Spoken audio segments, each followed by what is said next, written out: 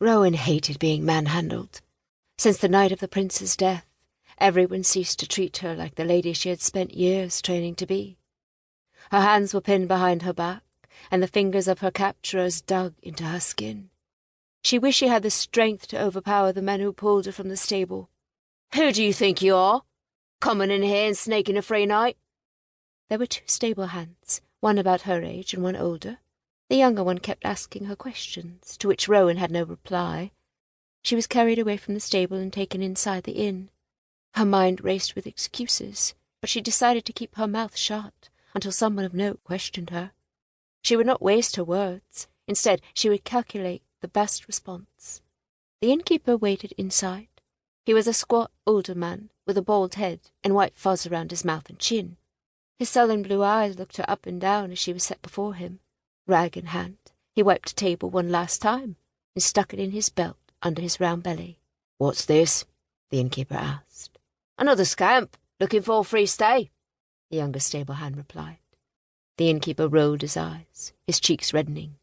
He held his hand out to Rowen. "Where's your coin, girl? We don't give out charity round here." There was no way Rowen could tell the man that her stepfather was the duke of this village, and that they had enough money to buy the inn. Instead, she shifted on her feet and bit her bottom lip. Behind the innkeeper, a woman came stomping down the stairs in her boots. She was tall, with a masculine stature, broad shoulders, and a square jaw. She looked at Rowen and then to the innkeeper. "Girl," she said once she came to the bottom of the stairs. She placed her hands on her hips and shook her head disapprovingly at Rowen. "Where have you been? I've been looking everywhere for you." Rowen's eyes widened. She wondered if the woman had gone mad and mistaken her for someone else. She looked behind her, expecting to see a young maid standing there, head bowed in shame. The woman pointed to Rowen and then upstairs. "You go. You're supposed to be helping me pack up, so we can get out of this fish-smelling town." Realization hit her that the woman was indeed talking to her and saving her. Once again, Rowen couldn't help but think about how lucky she was. When the woman stomped over to Rowen and grabbed her by the ear, she sucked in a breath. "Come now, you're slower than a mule with no legs," the woman hissed, and pulled her along and up the stairs. She kept her head down and bit the inside of her bottom lip. This better be an act. The innkeeper and his stable hands went back to their work, and relief washed over Rowen when she and the woman reached a room and went inside. The door closed and the woman let go, chuckling as she watched Rowen rub her ear. It stung, but she could live with it. Nothing hurt more than the pain in her hand. "Look at you," the woman said, looking Rowen up and down. "I wasn't much older when I was cooked in the stables. My good deed for the day is done." Relieved, Rowen nodded. "Can't thank you enough. I'm deeply indebted to you, miss." "Call me Fada," she said with a smile that brightened her square-shaped face. "That was quite the night for me some old years ago. At least I got this young man out of it."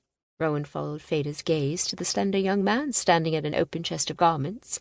He nodded to her, but didn't smile. "My son, Purdon," Fada said, heading over to the wash basin.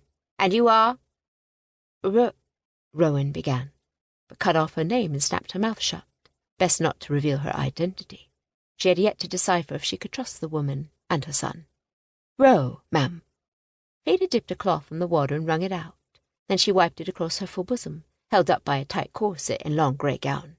"Simple name. Where are you from?" "Just a small farm, not too far from Harrow's Port," Rowen said. Her eyes went to Purdon, who looked at her with distaste, as if she were a dead bird dragged in the house by the family dog. He turned his nose up at her and walked over to the bed, where more garments were piled high. She noted how his gait was graceful and somewhat feminine, with long blonde hair and high cheekbones accentuated by what she was sure was face powder. He wore a long red tunic and tight leather pants tucked into his boots. "You're from a farm like I'm the Queen of Withrae," Fada said with a snort, "but it's okay.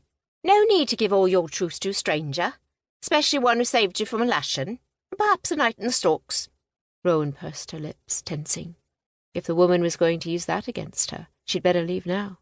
She did not want to owe anyone, but being caught again was not an option. Torn, she stood her ground and listened as the woman went on. "But like I said, it's fine. I don't need to know your past. You might want to let me look at that hand of yours." Fada dipped the cloth in the water again and walked over to Rowen with it. Her eyebrows knitted together as she took Rowen's hand and examined it.